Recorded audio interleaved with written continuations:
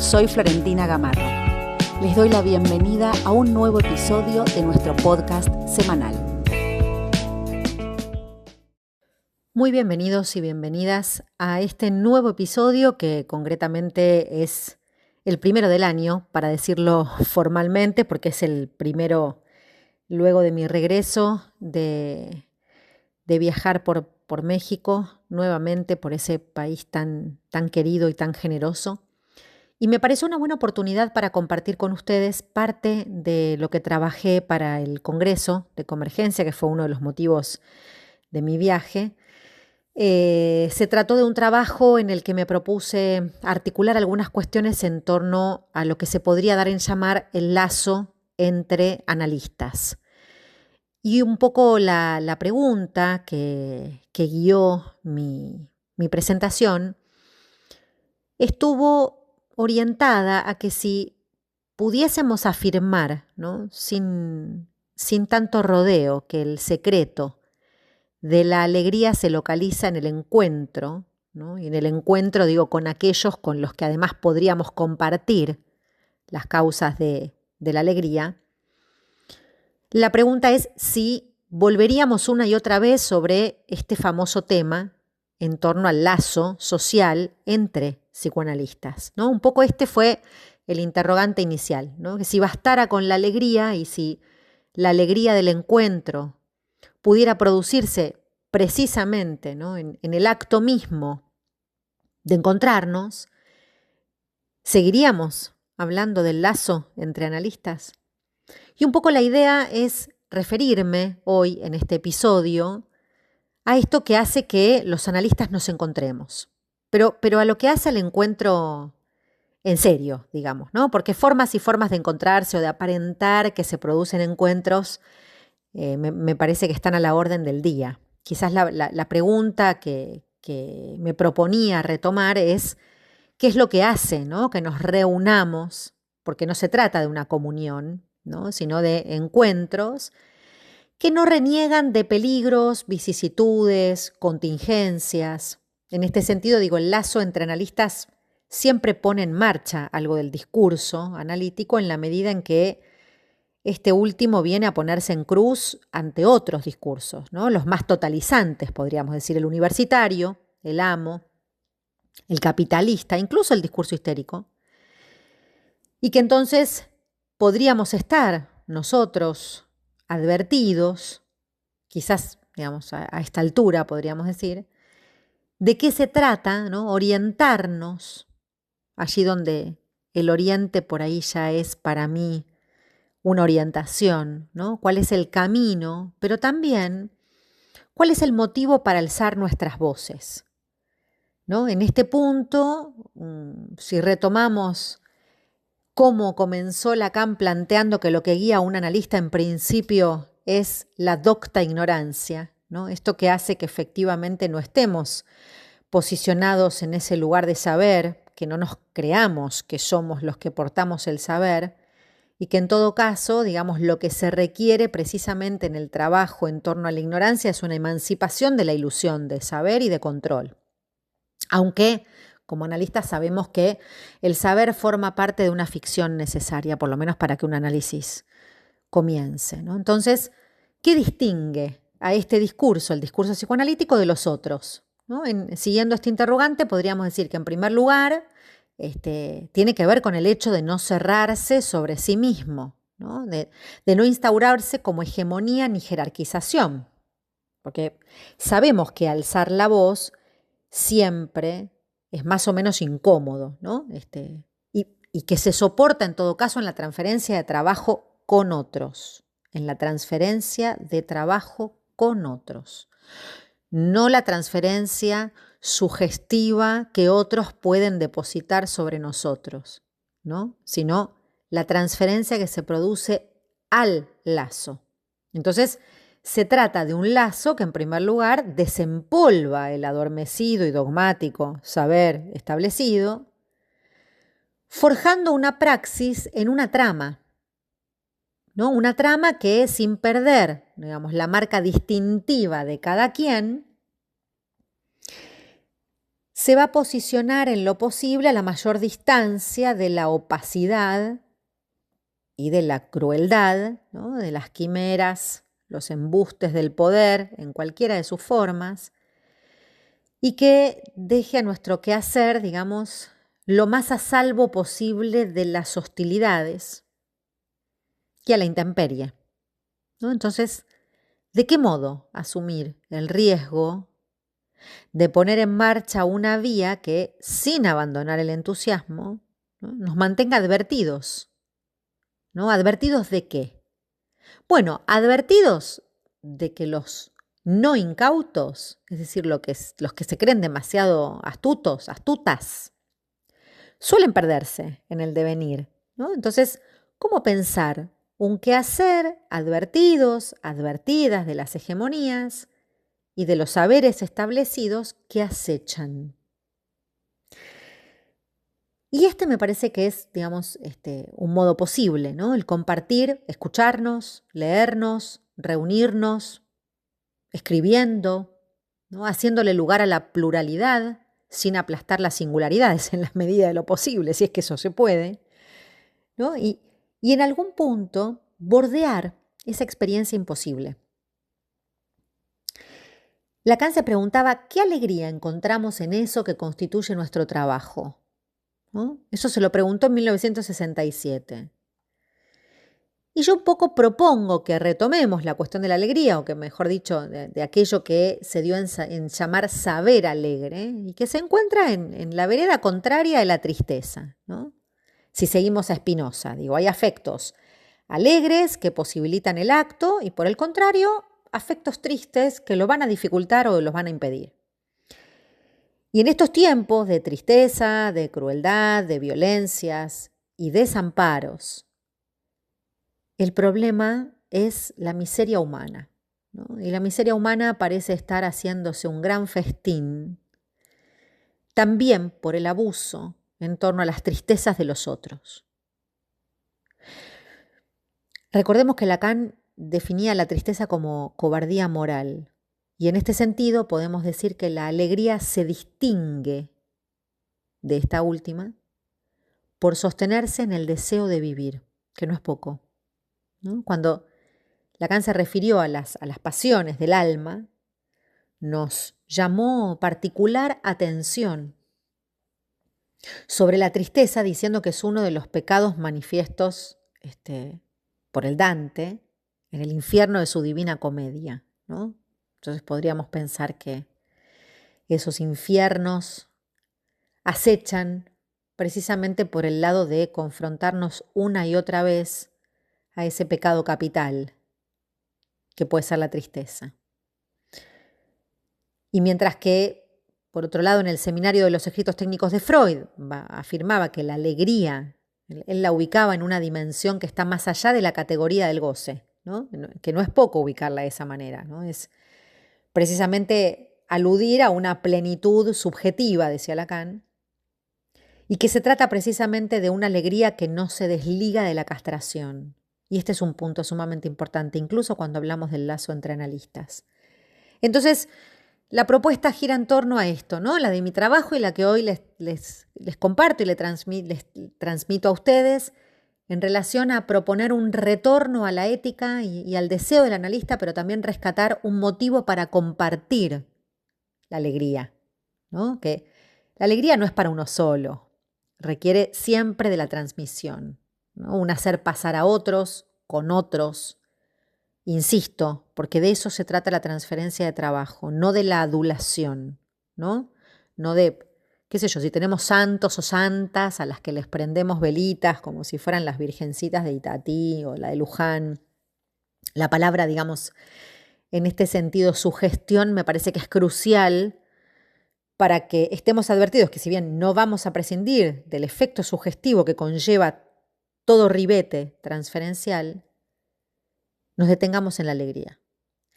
Y la alegría es una palabra que proviene del latín, que significa vivaz, animado, ligero, ágil, vigoroso, y tiene algunas connotaciones, como por ejemplo el entusiasmo, ¿no? El entusiasmo es algo que podríamos definir como el goce del desciframiento, si lo pensamos en en la labor analítica, ¿no? Que es distinto del goce del sentido.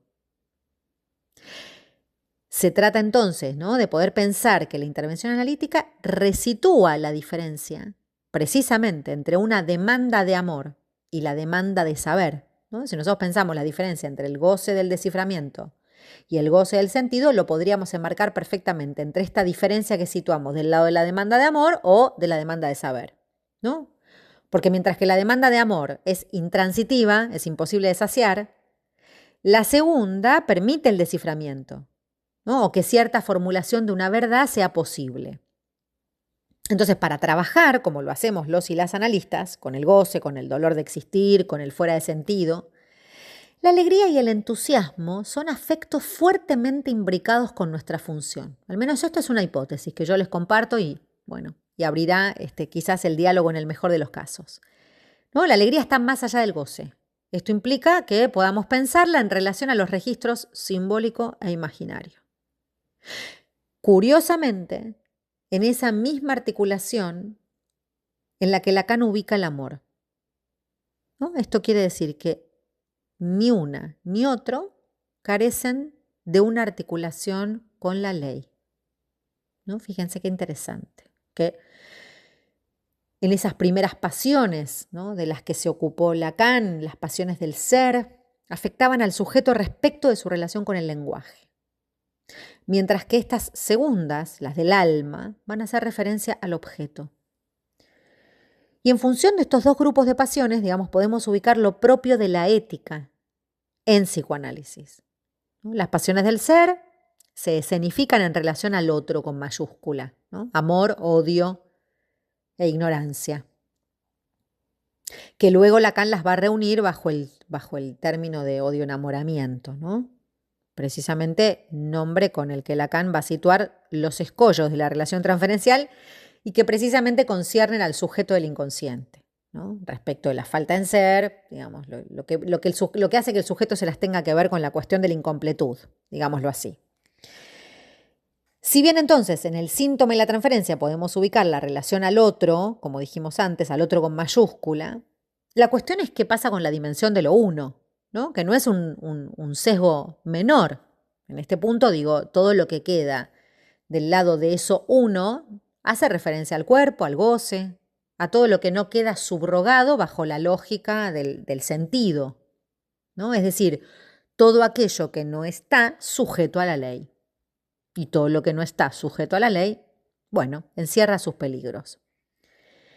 Entonces, en un análisis están presentes estas dos vertientes, ¿sí? La del sujeto como sujeto del inconsciente y la del objeto. En televisión, Lacan va a retomar el tema de las pasiones, pero se va a ocupar de las del alma, como decíamos hace un ratito, ¿no? Esta vez no va a ponerlas en relación al otro con mayúsculas, sino respecto del ser hablante con su propia alma, ¿no? Estas pasiones, entonces, tristeza, mal humor, felicidad, tedio, gratitud, también allí va a ubicar el Geisawaj, ¿no?, que se traduce como saber alegre, que ya no están relacionadas con la alienación, sino que van a estar relacionadas con la separación. Es en este sentido que si las pasiones del ser estaban en relación con el inicio de un análisis, estas otras las podríamos pensar en relación con el final. Y también con el fin, no solo el final, también con el fin, es decir, con la finalidad de un análisis. Porque si las pasiones del ser, podríamos decir, ¿no?, que nos introducen en la cuestión de la falta, el deseo, el saber, el síntoma, estas otras, las pasiones del alma, van a hacer referencia al objeto y no al otro con mayúscula, no solo al otro con mayúscula. Y por eso es que va a estar en juego el cuerpo y el goce, en esa relación tan difícil, inherente a lo uno, no a lo otro. Entonces, volviendo a televisión, digamos, la primera pasión es la tristeza. Y es ahí que Lacan se va a referir al saber alegre, al Geisawaj, como lo contrario de la tristeza, y va a decir que se trata de un saber articulado a lo real del viviente. que anuda un modo muy singular y de un modo muy singular deseo y goce. Entonces, cuando hablamos del saber alegre, no estamos hablando de la felicidad, de una promesa de bienestar absoluto, ¿no? Porque, digamos, ahí el sujeto se va a ver empujado a una compulsión interminable del deslizamiento metonímico de la cadena significante, ¿no? ¿Cuándo se alcanza la felicidad?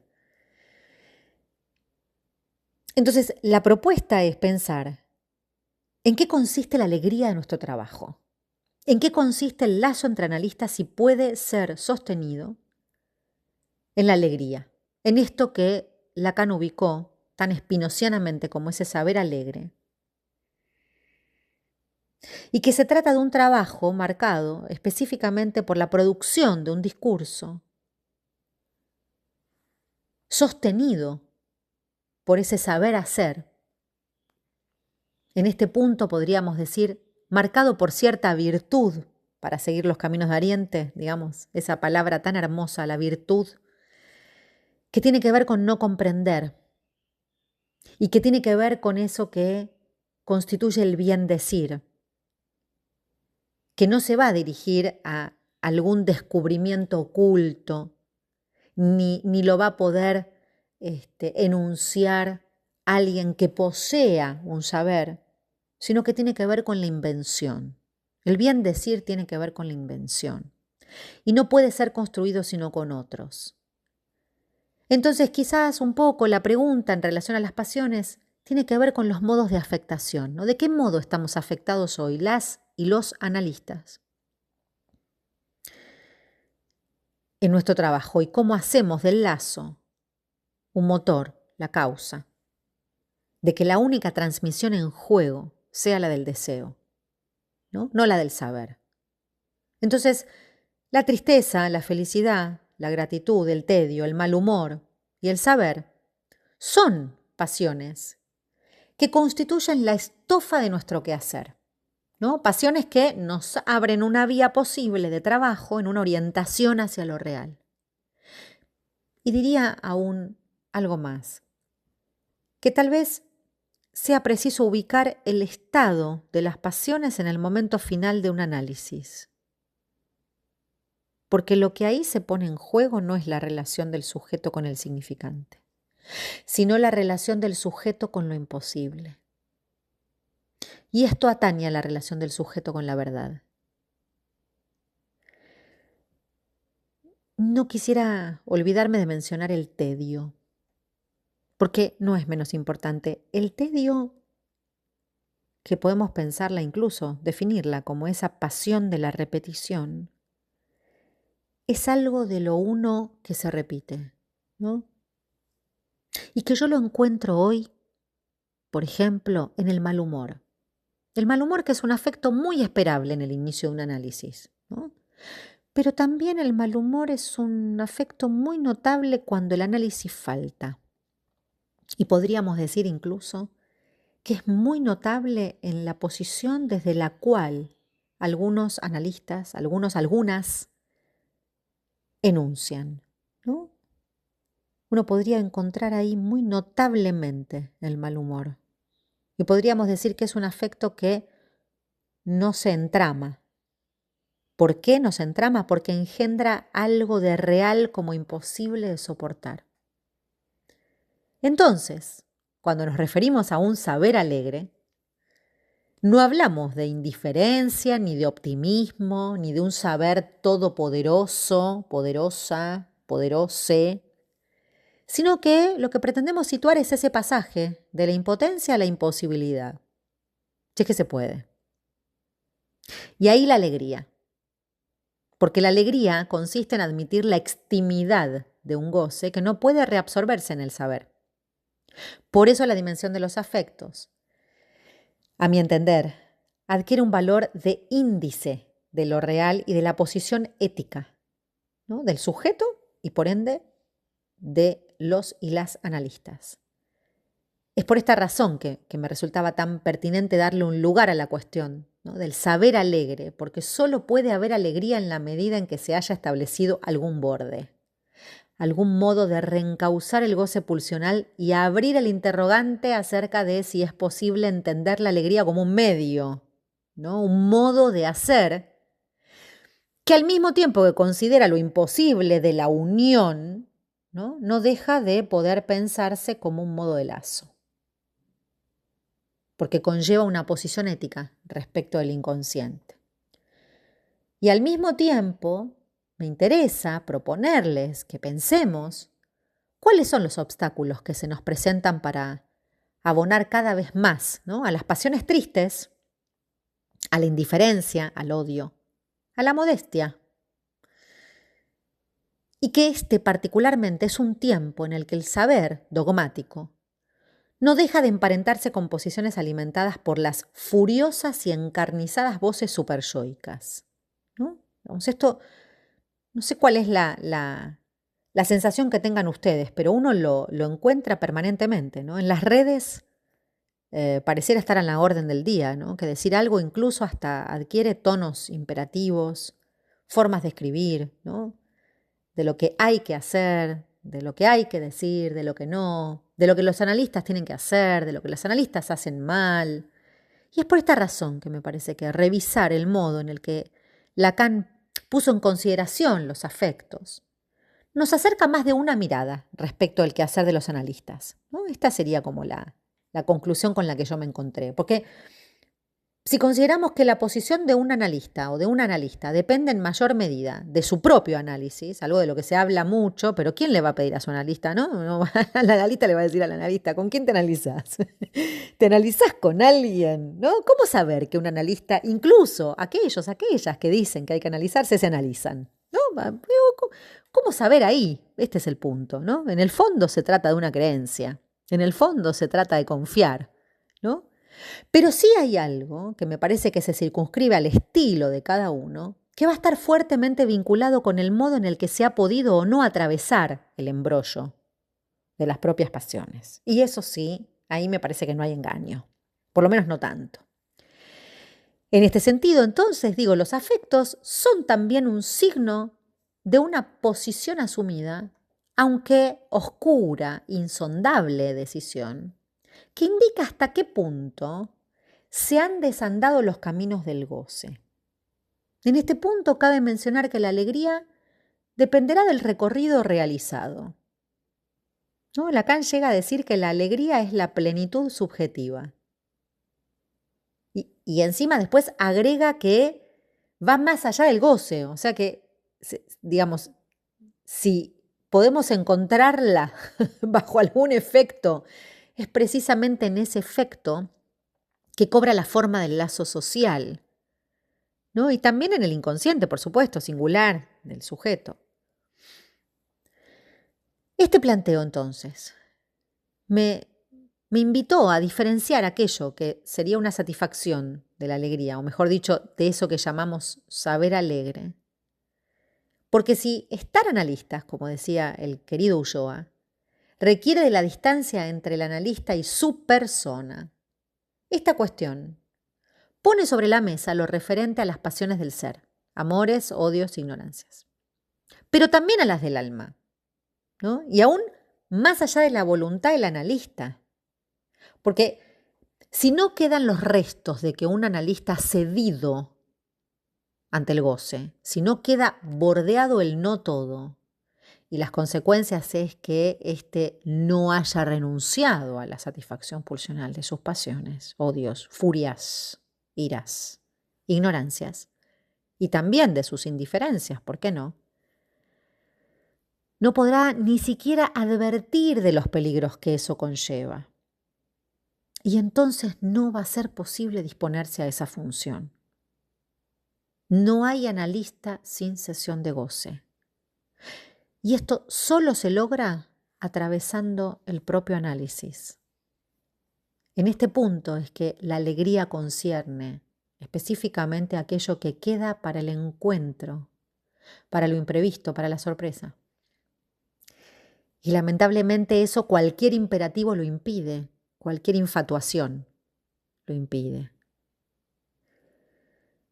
En el seminario 17 Lacan se refiere a Yahvé como un Dios que está colmado de pasiones, ¿no? De amor, de ignorancia, de odio. Pero dice que lo distingue precisamente, ¿no? De la posición del analista es que quien esté en posición del analista no participa de esas pasiones. A partir de lo cual podemos decir que eso que llamamos saber alegre y su relación con la práctica analítica nos interroga fuertemente respecto de la ética en todas sus dimensiones. Entonces encontré que en la alegría, digamos, precisamente se hace presente un efecto de la negativa a tenerlo todo, a saberlo todo, a la completud narcisista, a la respuesta fálica. Incluso podemos decir que implica la renuncia a cualquier imperativo moral, que solo, digamos, es posible a partir de un límite, ¿no? De un borde. Solo puede haber alegría en la medida en que se haya establecido algún límite definido ante la exigencia de la demanda pulsional.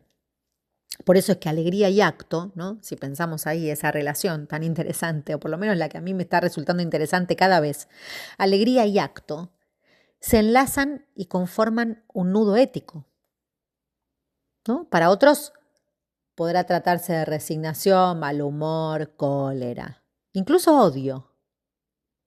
Pero el entusiasmo es necesario para sostener el deseo del analista y la alegría, ¿no? La alegría como eso que recompensa nuestro esfuerzo, pero está claro, digamos, no necesariamente estamos esperando la alegría de todo el mundo, ¿no? Quienes nos encontramos, digamos, en determinados espacios, como puede ser un congreso, como puede ser una jornada, como puede ser un encuentro entre analistas, un plenario, incluso este modo de encontrarnos aquí, mientras que ustedes muy amablemente me escuchan, seguro que tendremos ya nuestro recorrido en haber participado de múltiples encuentros de mesa, ¿no? Alrededor de discusiones clínicas, por ejemplo, presentaciones, conferencias, como decía recién, ¿no? Encuentros que se tejen en la trama textual que nos convoca. Y eso no podría de ningún modo construirse sin otros, ¿no? A pesar de que siempre en algún punto es en soledad, nunca es sin otros con mayúscula ni otros con minúscula. Si nos olvida eso, nos perdemos. Nos perdemos, digo, y en esos mares en los que quedamos siempre más o menos revueltos, siempre hay ganancia y pérdida de pescadores, ¿no? Porque los pescadores no siempre ganan. Pero es parte del asunto, ¿no? Los lazos, precisamente, es un tema vigente aún y nos sigue prestando interrogantes, por suerte, ¿no? Así como el amor, ¿no? La dulzura, la alegría. El lazo entre analistas fundamenta una potencia que es discursiva, no es sin otros, ¿no? Aunque nada garantice un nosotros, no es sin otros. Entonces, como practicantes del psicoanálisis, habitamos siempre en esos márgenes, ¿no? Entre la intención y la extensión en la transmisión. En ese decir-hacer, que no se logra sin transferencias de trabajo, ¿no? Que está en cada uno de nosotros no huir en el intento, porque se trata de una afectación a la cual más de una vez nos ganaría escabullirnos, ¿no? Y entonces, en esa frontera, podríamos decir, que es posible interrogar, interpelar, cuestionar lo impuesto, interrogar lo que aparece dicho tan vehementemente, aquello que por ciertas fijezas y otras por perezas se cristaliza, ¿no? Se adormece. Entonces, se trata de una zona intermedia, ni de unos ni de otros. La experiencia de los y las analistas implica, me parece a mí, una construcción de un espacio poético, ¿no? Una especie de artesanía, un artificio, un litoral, esa palabra, un litoral. Entonces es por eso que mi pregunta, planteada en el Congreso y que hoy les transmito, es ¿qué ofertamos como analistas para contribuir a que el psicoanálisis no sea un discurso que se cierre sobre sí mismo como los otros? ¿Cuál es nuestro compromiso con la transmisión? ¿Y qué entendemos por transmisión? ¿De qué modo encontramos en el otro con minúscula un prójimo, un próximo, posible, ¿no? Que nos recuerde aquello de la hospitalidad, palabra tan en jaque. A modo de hipótesis diría que por la vía poética, ¿no? La vía poética y la vía del saber alegre. La poética porque es subversiva respecto al sentido, pone a jugar los equívocos, ¿no? Sirviéndose de las resonancias, podríamos decir. Porque considero que la poética es una práctica o pone en juego, ¿no?, a la letra por excelencia y que no se apoya en el lenguaje simplemente, sino en esos giros de la langue, ¿no? Porque la poética lee contra la razón, haciendo precisamente temblar el sentido de las palabras y les pone un límite al sentido. Quizás la poética ahí escrito con ese guión, ¿no? Poética. Ese guión en medio que es la vía por la cual la interpretación le pone un límite al saber. Y en ese sentido me parece que esto es lo que divide aguas, ¿no? Que si podemos en todo caso ubicar que allí se juegan las afectaciones que están lejos de la posición del amo,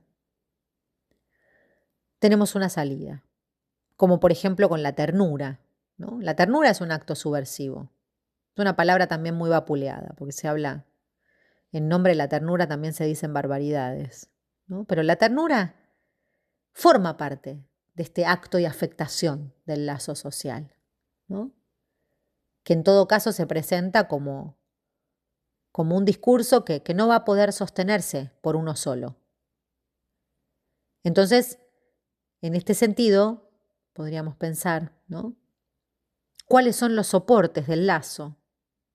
¿Cuáles son nuestros modos de encuentros? ¿Cuáles son los modos en los que podemos seguir invitándonos, convocándonos a seguir uniendo a nuestro horizonte nada más ni nada menos que la subjetividad de la época?